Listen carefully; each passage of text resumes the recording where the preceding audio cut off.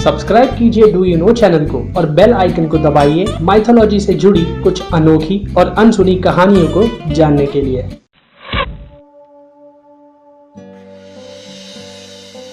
दोस्तों, आप सभी यह तो जानते ही होंगे कि भगवान श्री कृष्ण की अनेक पत्नियां थीं, जिनमें से दो प्रमुख पत्नियां थीं, रानी रुक्मिणी और सत्यभामा। परंतु क्या आप जानते हैं कि भगवान श्री कृष्ण की कुल कितनी पत्नियां थीं और कितने पुत्र थे? चलिए जानते हैं अपने इस एपिसोड में। दोस्तों, इसका वर्णन श्रीमद् भागवत पुराण के 10वें स्कंद में मिलता है। भागवत पुराण के अनुसार भगवान श्री कृष्ण की कुल 16,108 पत्नियां थीं और इनमें से 8 पत्नियां प्रमुख थीं, जिन्हें अष्टभर्या भी कहा जाता है। और इन्हीं 8 पत्नियों से भगवान श्री कृष्ण के थे 80 पुत्र। तो चलिए जानते हैं भगवान श्री कृष्ण का इन सभी से कैसे हुआ था विवाह और उनके पुत्रों के नाम। दोस्तों, सबसे प्रमुख पत्नी थी विदर्भ के राजा भीष्मक की पुत्री रुक्मिणी। रुक्मिणी का विवाह शिशुपाल से होने जा रहा था, परंतु रुक्मिणी भगवान श्री कृष्ण से प्रेम करती थी। इसलिए रुक्मिणी ने अपने ही अपहरण की योजना बनाकर भगवान श्री कृष्ण को पत्र भेज दिया था। इस प्रकार भगवान श्री कृष्ण का विवाह उनकी पहली पत्नी से हुआ था।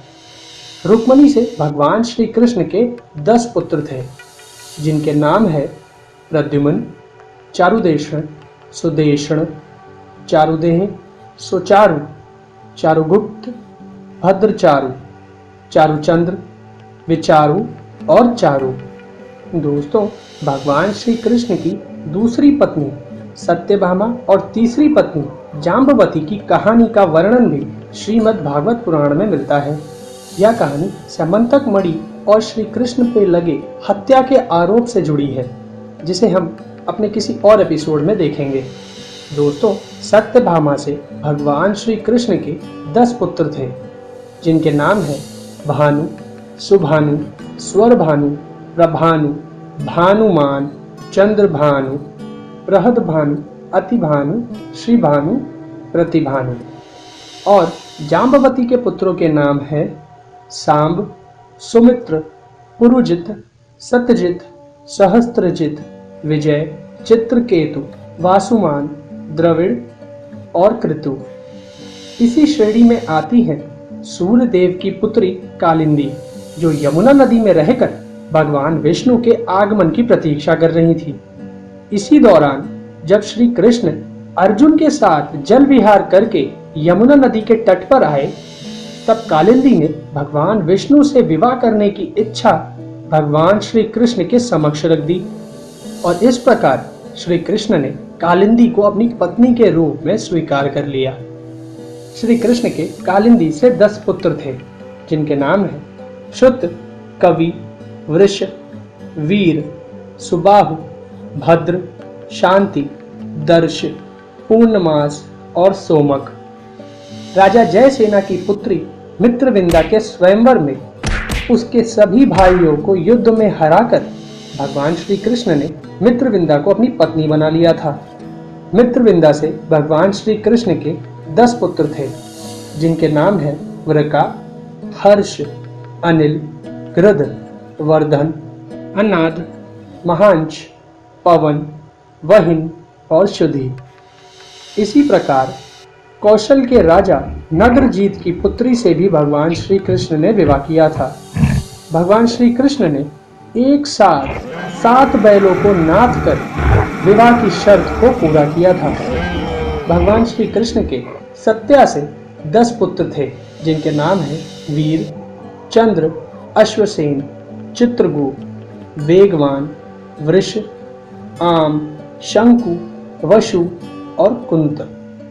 राजा धृष्टकेतु की पुत्री भद्रा से भी भगवान श्री कृष्ण ने विवाह किया था और उससे उनके 10 पुत्र थे, जिनके नाम हैं संग्रामजीत, बृहदसेन, शूर, प्रहरण, अरिजित, जय, सुभद्र, वाम, आयु और सत्यक। लक्ष्मणा उनकी 8वीं अष्टभर्या थी, जिसका भगवान श्री कृष्ण ने स्वयंवर से अपहरण कर उनसे विवाह किया था। उनसे भगवान श्री कृष्ण के 10 पुत्र थे, जिनके नाम हैं सिंह, उदग्रव, बल, प्रबल, प्रघोष, गात्रवान, महाशक्ति, सह, ओज और अपराजित। तो दोस्तों, ये थी भगवान श्री कृष्ण की 8 प्रमुख पत्नियां और उनके पुत्रों के नाम। भगवान श्री कृष्ण सभी पत्नियों के साथ द्वारका में अपना जीवन व्यतीत कर रहे थे। इसी दौरान एक दिन देवराज इंद्र ने आकर श्री कृष्ण से विनती की कि प्रज्ञ ज्योतिषपुर के राजा नरकासुर के अत्याचारों से सभी देवगण परेशान हैं और उसने कई कन्याओं का अपहरण कर उन्हें बंदी बना रखा है। इस संकट की घड़ी में आप हमारा कल्याण करिए। भगवान श्री कृष्ण जानते थे कि नरकासुर की मृत्यु सिर्फ एक स्त्री के हाथों ही हो सकती है। इसलिए भगवान श्री कृष्ण अपनी पत्नी सत्यभामा के साथ अपने वाहन गरुड़ देव पर प्रज्ञ ज्योतिष के लिए निकल गए और वहां सत्यभामा की सहायता से नरकासुर का वध कर दिया और सभी बंदी बनी स्त्रियों को आजाद करा दिया। दोस्तों, सभी स्त्रियां कई वर्षों से नरकासुर के कारागार में बंदी बनी हुई थीं। इसलिए समाज में उन्हें कोई वधू रूप में कभी नहीं अपनाएगा, यह सोचकर उन्होंने भगवान श्री कृष्ण से मदद मांगी। तो उनका उद्धार करने के लिए भगवान श्री कृष्ण ने उन सभी को अपनी पत्नी रूप में अपना लिया और द्वारका ले गए। तो दोस्तों, आपको हमारी ये कहानी कैसी लगी? अपने कमेंट्स में ज़रूर शेयर करें। धन्यवाद दोस्तों।